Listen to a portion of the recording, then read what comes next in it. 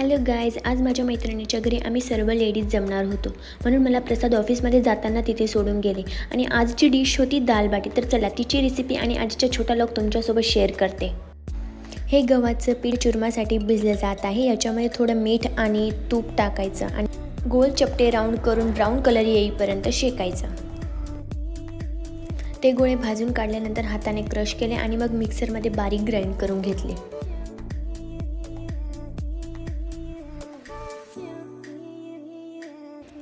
नंतर कढईमध्ये बारीक केलेला चुरा, तूप, पिठी साखर आणि ड्रायफ्रूट्स टाकून शेकून घेतलं आणि इथे चुरमा रेडी.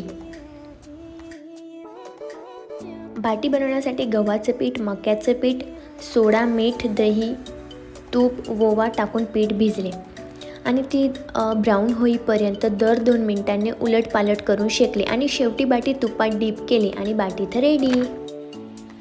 डाळ बाटीची डाळ ही आपण वरणासारखीच बनवतो, जशी व्हिडिओमध्ये दाखवले तसे, फक्त आम्ही यात तडका आधी दिला आहे.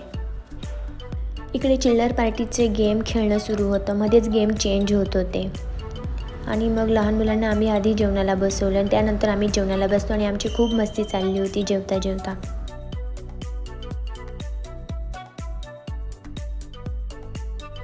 या दीदींनी आमच्या सर्वांसाठी गिफ्ट आणलेलं होतं. मी शुभसाठी एक छान सरप्राईज गिफ्ट आणलेलं होतं. त्याला खूप एक्साइटमेंट होती ते उघडण्यासाठी आणि त्याने ते उघडलं आणि त्याला गिफ्ट खूपच आवडलं. त्याने लगेच हवा भरायला सुरुवात केली. ऑफिसवरून येताना प्रसाद मला घ्यायला आले आणि अशा रीतीने आजचा आमचा दिवस संपला.